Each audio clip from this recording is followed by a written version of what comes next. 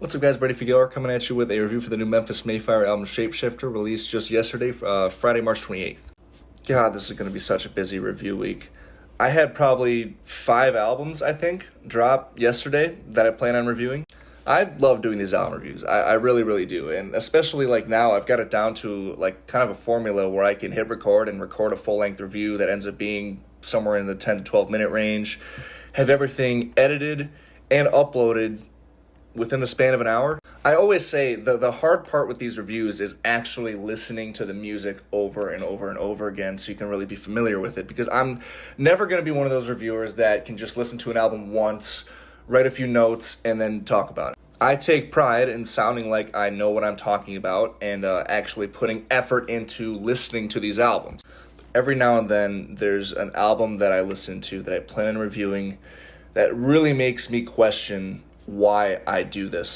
And with yesterday's release date, I got not just one, but 2 of those albums. The other of which I'll be uploading probably tomorrow or the day after, something like that. But you know what? I'm gonna power through. That's not gonna stop me. But yeah, the harsh truth remains though that listening to this album the last 48 hours almost now has been pretty fucking torturous. Not gonna lie.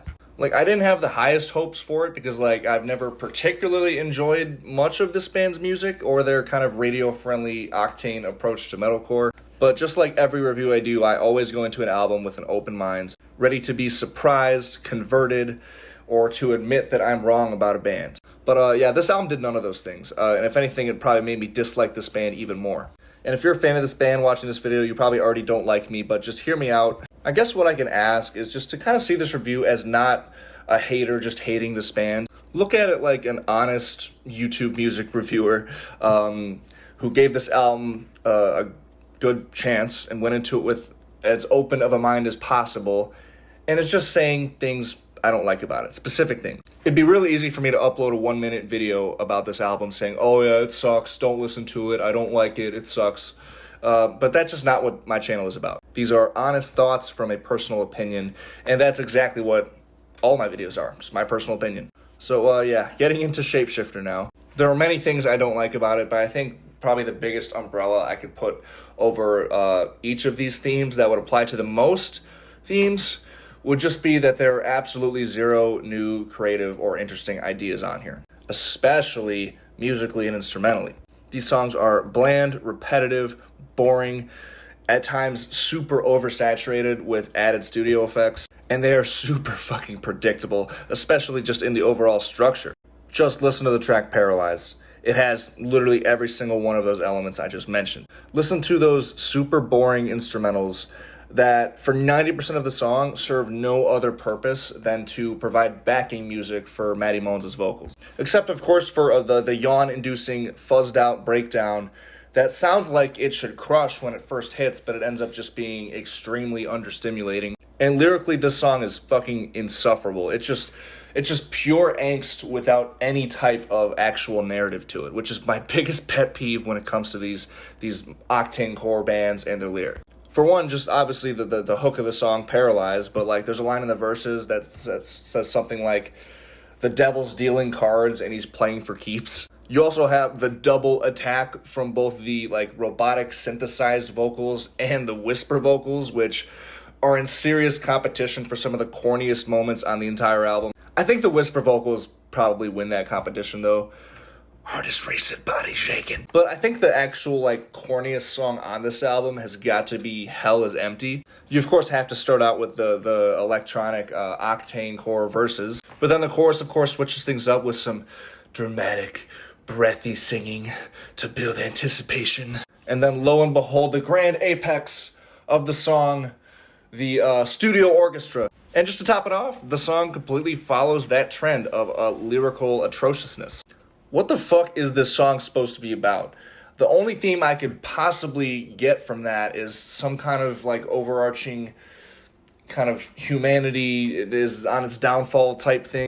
And that's not like a bad topic for a song. Like I write lyrics myself about that sometimes. But find some interesting ways to say it. God, these vague lyrics about like the end approaching, the devil's here. That is just so played out. If Matty Mullins wanted to sing about this topic, I don't know why he didn't actually sing about it. These lyrics are just completely void of any and all nuance.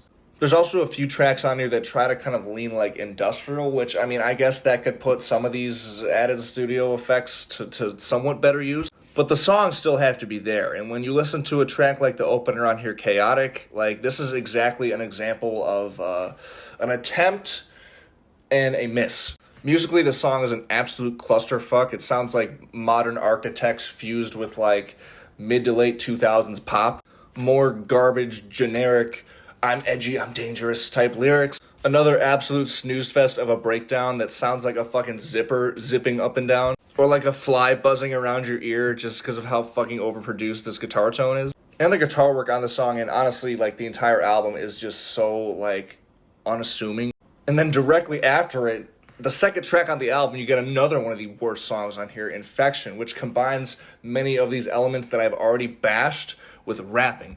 Again, super predictable song structures, no interesting or out-of-the-box musical ideas whatsoever. And just the way this song, just electronic verse, big, huge chorus, electronic verse, big, huge chorus, breakdown, big, huge chorus. It's so rigid. It's like the band just walked into the studio and said, okay, let's just record these 3 parts and let the producer take care of the rest. And then, like, this is supposed to be a song about, like, betrayal of some kind, but there's lines like burning the bridges and build me up to tear me down. I'm actually curious, like, did Matt Tuck from Bullet for My Valentine, like, 20 years ago ghostwrite these lyrics?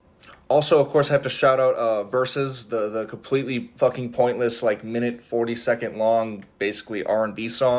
It's got some extremely cringy, again, over-exaggerated whisper vocals about when someone starts a war and never ends. I'm actually curious, again, like, what the point was of having this song on the album. Because it's super short. It's, I think, 1:38 seconds.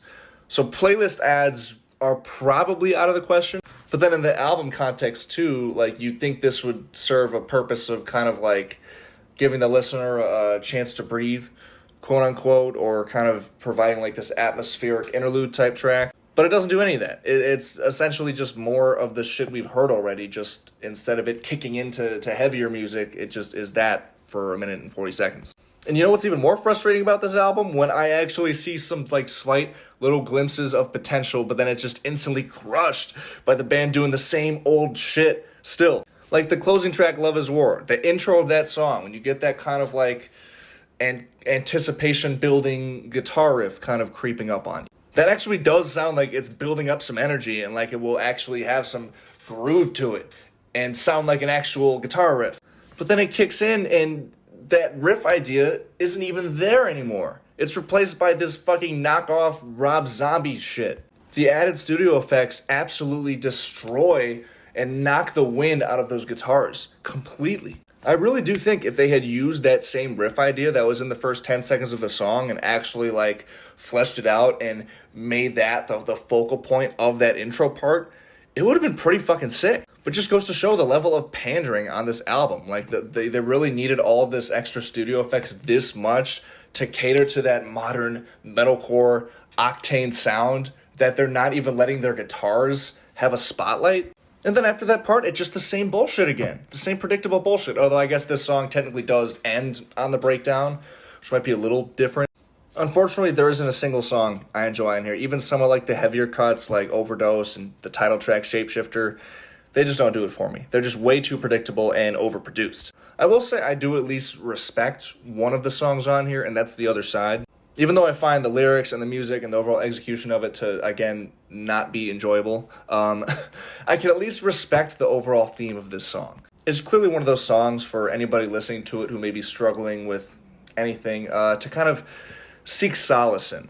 And if it can make even just one person feel a little bit better in that regards, then I totally respect this song. I'm not really into it, but at least it has my respect. Although I will admit, part of the reason I'm not into it also is just because of that whole savior complex thing that Matty Mullins has going on. So taking that into account, the song does feel a lot more shallow. And, you know, there are some parts in the title track and A Necessary Evil too that, as overproduced as they are, at least they do get kind of catchy.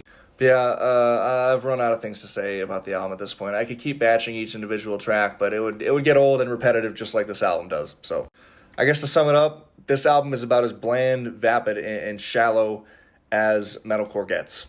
The only song on this album that even attempts to reach below surface level is The Other Side, and I'm not even into that one for reasons I've already explained. And yeah, I'll be honest, I never want to listen to this album again, or even hear this album again, and hopefully I won't. I don't really have a reason to, so this album gets a 4 out of 30 for me. As always, thank you guys so much for watching. Definitely comment your thoughts on this album below if you have heard it. If you're a fan of this band, defend this album. Really, please. I always love hearing other opinions, even if they're drastically different from mine. Also, of course, remember to hit the subscribe button for more rock and metal-related content. I got my Instagram, Spotify, and Threads links in the description of the video. Once again, thank you guys so much for watching, and until next time, I'll see you guys later. Peace.